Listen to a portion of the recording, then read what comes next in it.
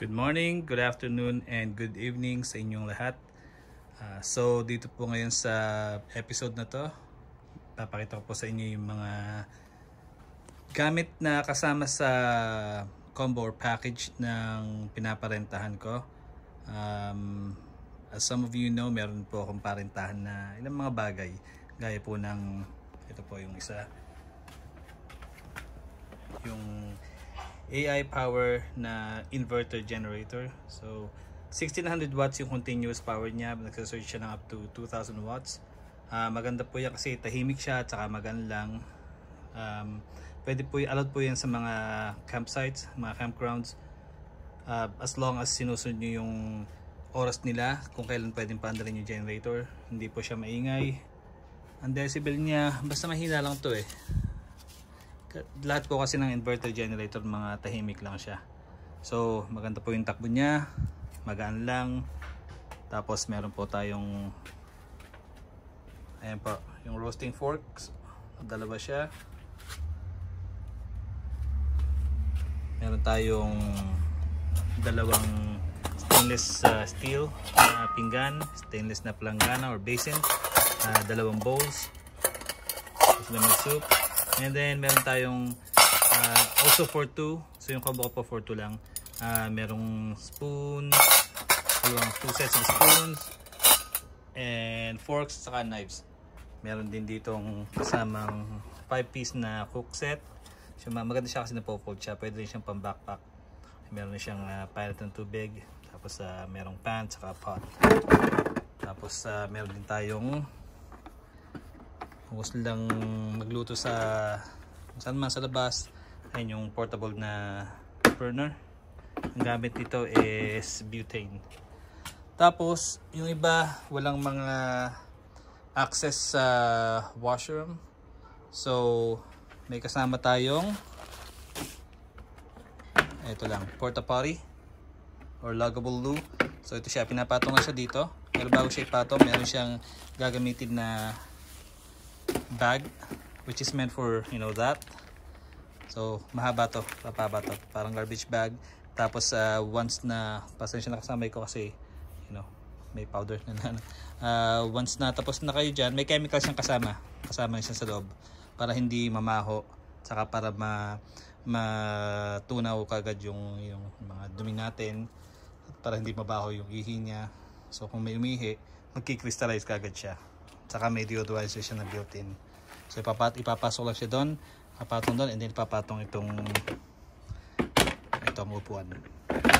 And then meron din tayong, syempre mahirap namang, you know, umihi or umebak sa gitna ng wala mo lang privacy. So having said that, we have this pop-up dressing room, which can also double as a bathroom or washroom or toilet.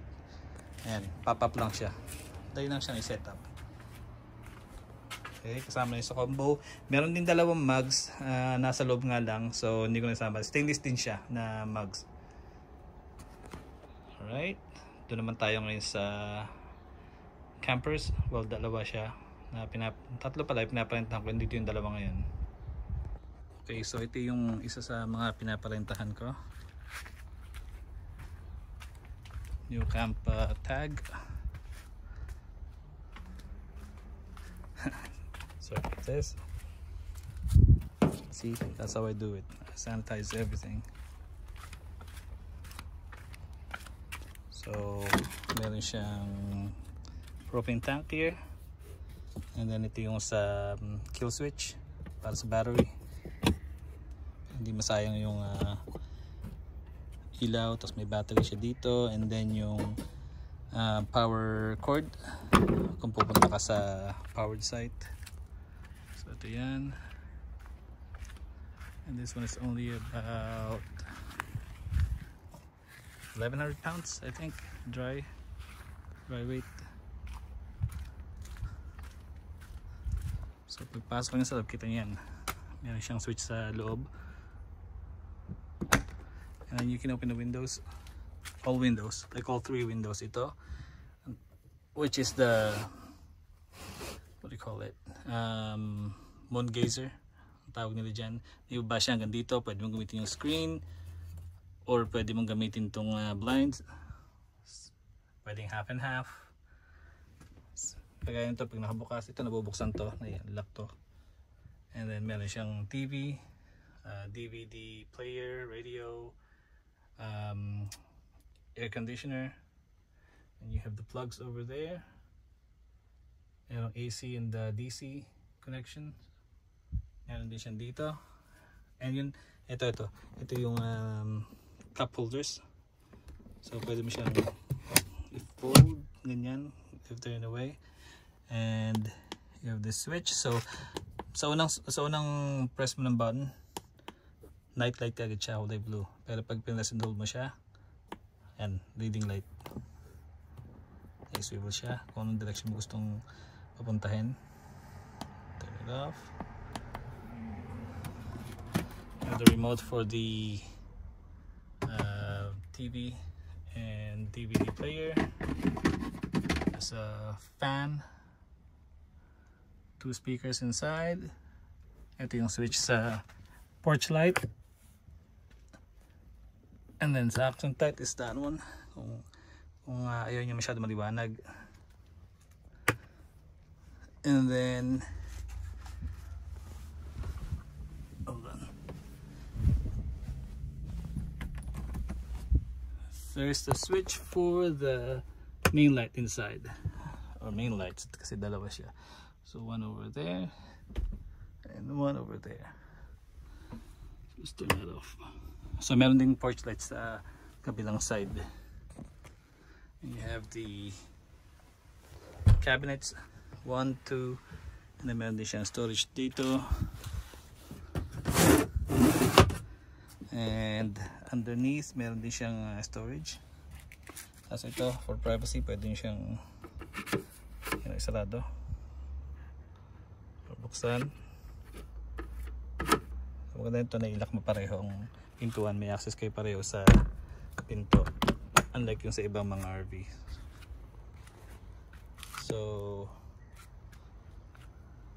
ito siya, meron siyang access for outdoor spray or shower. Ito yung city connection para sa water. So potable water only, hindi pwede yung mga treated water. Pag untreated water, no, don't use that. This is for the cable. Alright. And then ito siya, yung galley, kitchen galley. Meron siyang 2 burners, which is run by propane, sink. Okay, walang laman yung tubig ngayon. May tank siya dito. Ito, tinatanggal ko lang pagka pag yung pinapatong yung lutuan. And then meron siya ditong tangke. There's a microwave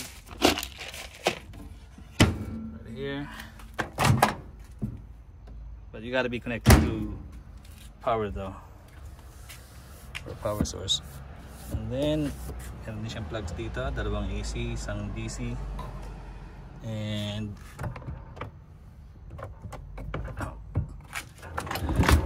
built-in fridge and freezer.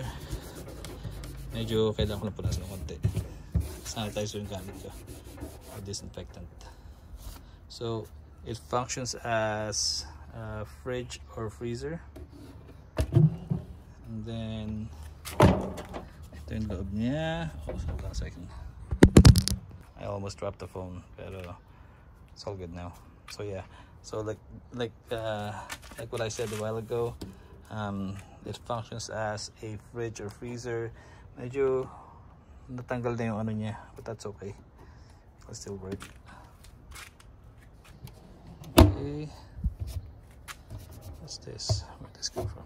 Anyway. And then, 2 kamay dapat yung gagamitin. Well, I can use one. So, there you go. May ilaw din siya dito. Gusto nyo magluto sa labas. And you have the spice rack.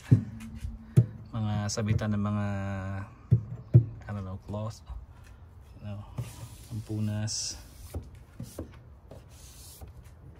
Okay. So, ito hindi natin kailangang problemahin yung iba kasi may pinilalagay na pangkalang dyan, which is something we don't need anymore. Tapos meron siyang gas, ang tawag dito, I forgot what it's called, but yeah, you know what I mean. And then meron siyang stabilizers dyan, kabilang side dyan. Okay, and yung harapan niya may gulong siyang kinakabit, tinanggal ko lang. If you want to move it around and you're by yourself and ayaw mong ikabit to the strap, then kakabit mo lang siya doon. And then the other one is that one. So meron lang kaming inaayos na kunti dito. Nakita niyo to sa video. This is the bigger version. You can stand inside it, but there's no AC. Pero it has a built-in heater, propane heater. Wala nga siya AC, pero meron din namang fan. Alright, so I hope you enjoyed this video. If you have any questions or suggestions, feel free to hit me up. Bye.